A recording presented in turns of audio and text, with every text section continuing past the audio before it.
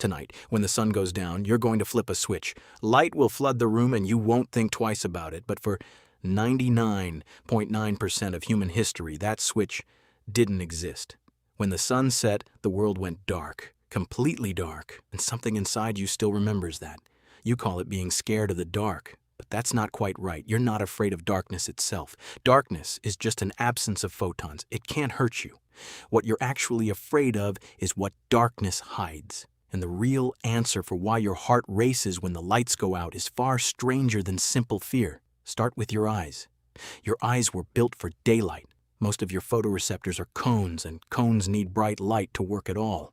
In darkness, you switch over to rods, which are more sensitive but see only in shades of gray and take up to 30 minutes to fully adjust. For that stretch of time, you are functionally half blind. Your ancestors knew this, every single one of them. For nearly all of human evolutionary history, that half-blindness was not an inconvenience. It was a death sentence waiting to happen. Big cats hunt at night. So do many other predators that shared the landscape with early hominins. Your ancestors' vision was tuned for daylight foraging, while the animals stalking them were tuned for darkness. That mismatch mattered. It mattered enough to shape the brain you're using right now. So here's the strange part. Fear of the dark isn't a glitch in your psychology. It's a feature. The evolutionary biologist Randolph Nesse has argued that many of our anxieties work like a smoke detector. A smoke detector that only ever went off during real fires would eventually fail to save you because fires are rare and detectors sometimes break. So evolution built detectors that are oversensitive. They go off constantly for shadows, for creaks, for nothing at all because the cost of a false alarm is annoyance, but the cost of a missed real threat is your life. Your brain runs the same math. It would rather make you jump at a coat rack 1,000 times than fail once to notice an actual predator. Think about that for a second. Every time you felt your pulse spike at a dark hallway, that wasn't malfunction. That was your nervous system doing exactly what it was built to do, honed over hundreds of thousands of years, still running the same subroutine in a world that no longer has the predators it was designed for. Children make this especially visible. Ask any parent, and they'll tell you a similar story. A child who is perfectly calm at bedtime with the light on becomes tearful the moment it's switched off. Researchers who study childhood fears, including the psychologist Graham Davey, have documented that fear of the dark is one of the most common and most universal fears across cultures, peaking in early childhood and gradually fading, though never quite disappearing as people age. It shows up whether a child grows up in a city apartment or a rural village, whether they've ever seen a wild predator or not. That consistency is a clue. Universal fears that don't depend on personal experience are usually old, very old. Now here's the twist you didn't expect. It isn't really the dark that unsettles you, it's the uncertainty the dark creates. Your brain is, at its core, a prediction machine, constantly modeling what's around you, filling gaps, guessing what comes next. In daylight, it has enough information to make confident predictions. In darkness, the information disappears, but the prediction machine doesn't stop running.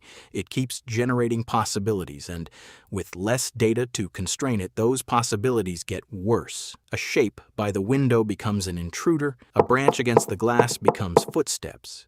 This is sometimes called the uncertainty and threat model of anxiety. And it explains something important. Darkness doesn't invent monsters. Your own imagination does that. Darkness just removes the evidence that would prove the monster wrong. This is where the sleep scientist Matthew Walker's research becomes relevant, though from a different angle. Walker's work on sleep shows that darkness isn't only linked to danger, it's also linked to melatonin release, the hormone your brain produces once light disappears, signaling to your body that it's time to rest. So your evolutionary history has wired two competing signals into the exact same condition. Darkness says, be alert, something might be hunting you. And darkness also says, relax, it's time to shut down. Most nights, the second signal wins and you fall asleep without incident. But when your surroundings feel unfamiliar or you're already anxious or you've just watched something unsettling, the first signal can override the second. Your body wants to power down while your threat detection system insists on staying online. That conflict is part of why an unfamiliar dark room feels so much more unsettling than your own bedroom with the lights off. There's a reason hotel rooms feel strange the first night.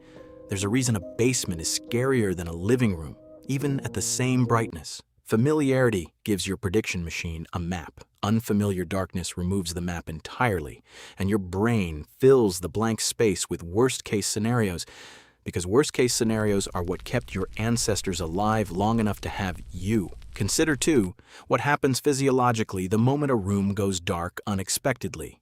Cortisol and adrenaline can spike within seconds. Your pupils dilate to gather any available light. Your ears, now doing more relative work than your eyes, become hypersensitive, picking up sounds you'd normally filter out as background noise. Every one of these responses is coordinated, immediate, and completely involuntary. You didn't choose this. You inherited it, the same way you inherited the shape of your hands or the color of your eyes, except this inheritance is a survival algorithm rather than a physical trait. And it's worth asking why this fear so rarely fully disappears, even in adults who know rationally that there is no lion in the closet. Part of the answer is that fear systems in the brain, centered on structures like the amygdala, don't update purely through logic. You can know intellectually that a shadow is just a shadow, and your amygdala can still fire as though it might not be. Logic lives in one part of the brain. Fear response lives in another, older part, one that evolved long before language, long before conscious reasoning,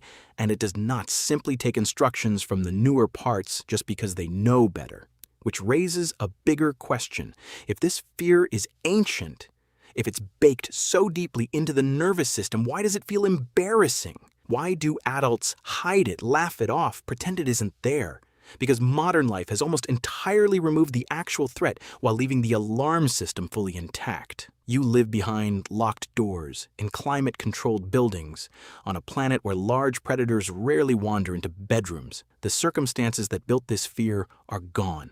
The fear itself is still fully operational, running on hardware that hasn't had a meaningful update in tens of thousands of years. This is, in a strange way, a kind of message from your ancestors. Every flicker of unease at a dark staircase is a signal traveling forward through deep time from people who never met you, who couldn't have imagined electric light or locked doors, but who survived long enough to pass down a nervous system built for exactly this kind of night. Their fear became your fear, not because you're weak or irrational, but because their fear worked. It kept them alive long enough to have descendants. You are, quite literally, standing at the end of an unbroken line of individuals who were careful enough, alert enough, afraid enough to survive nights like this one. So the next time the power flickers out or you walk into a dark room and hesitate before finding the switch, notice what's actually happening. That isn't superstition. That isn't childishness. That's a several 100,000-year-old alarm system still faithfully doing its job,